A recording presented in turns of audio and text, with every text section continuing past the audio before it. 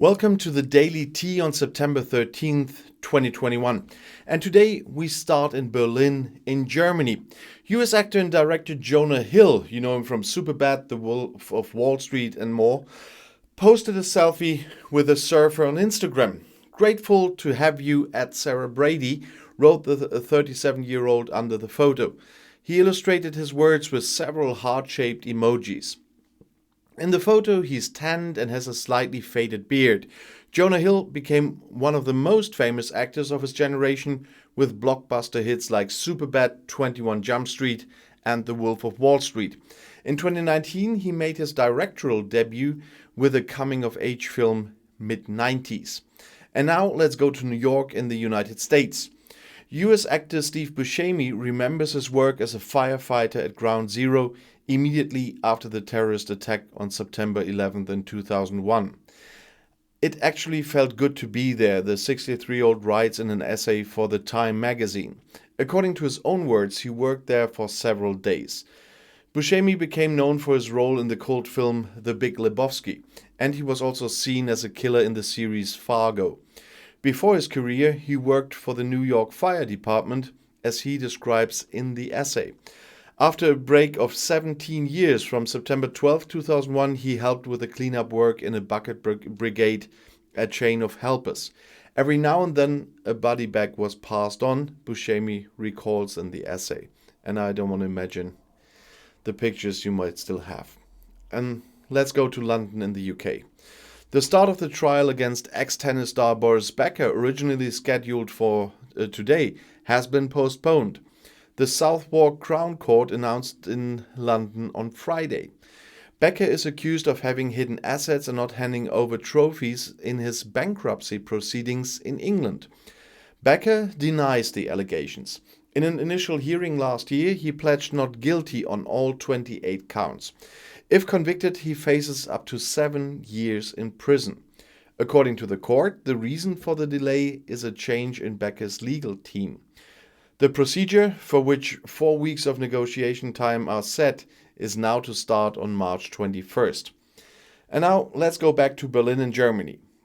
Union Chancellor candidate Armin Laschet has expressly apologized for his massively criticized laugh on the edge of a joint appearance with Federal President Frank-Walter Steinmeier in the flood disaster area.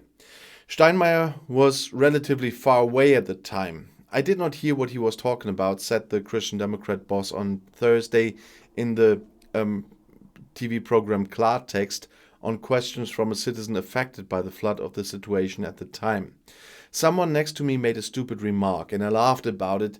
That annoys me. That was stupid, but I can't undo it, Laschet admitted. He said, "Stupid, picture looks stupid, but it was a mistake, of course."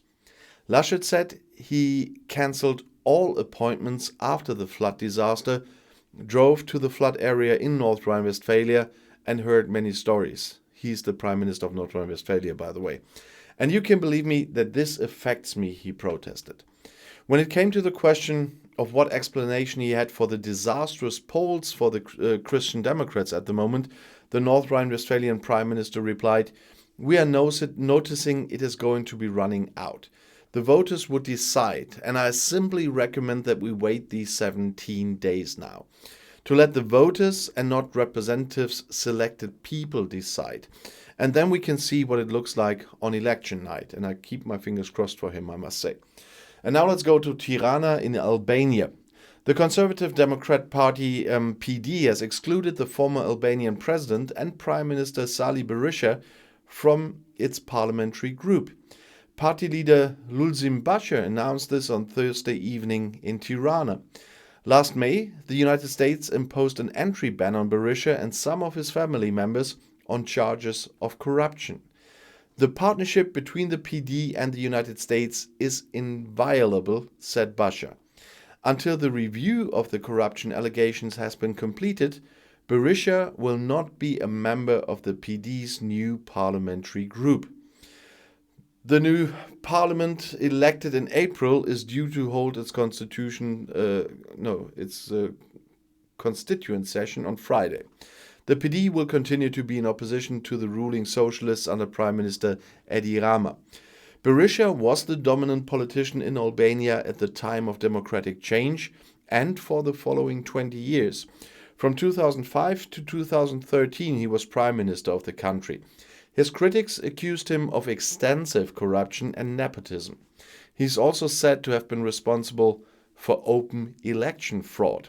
As president from 92 to 97, he was blamed for the civil war-like conflicts in the country.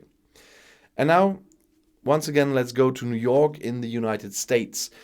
Pakistani Nobel Peace Prize laureate Malala Yousafzai has called on the UN Security Council to work after the militant Islamist Taliban came to power in Afghanistan to ensure that girls can continue to go to school there.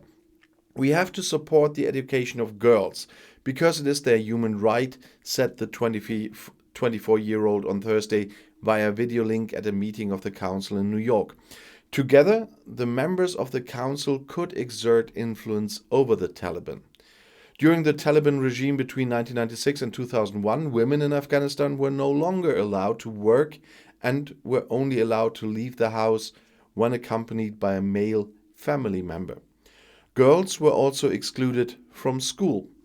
Since the Islamists came back to power, many women fear that they will reintroduce similar rules for them.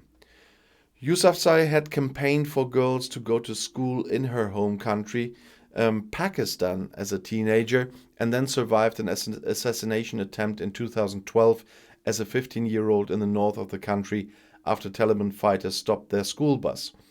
This is a story that many Afghan girls could share if we don't act, said Yousafzai, who now lives in Great Britain, and she said that in front of the Security Council. In 2014, she was the youngest ever recipient of the Nobel Peace Prize for her commitment to the right of all children to education. And now let's go to Monte Carlo in Monaco. Prince Albert II of Monaco, it's Duke Albert II of Monaco, has decidedly rejected speculations about the happiness in marriage with his wife Charlene in view of their long absence. There is no marriage crisis, said the Monegasque Duke on German television on the People Today show on Thursday. I'm so used to the prince, sorry. The 63-year-old explained that his wife Charlene did not leave Monaco because she wanted to go, but for a specific reason. The native South African has been living in their home country since the beginning of the year. There, the 43-year-old wants to support the fight against rhino poaching.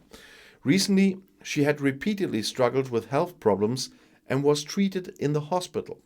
In August, her husband had visited her with their twins, Gabriella and Jacques. A return trip to Monaco was planned for the end of October.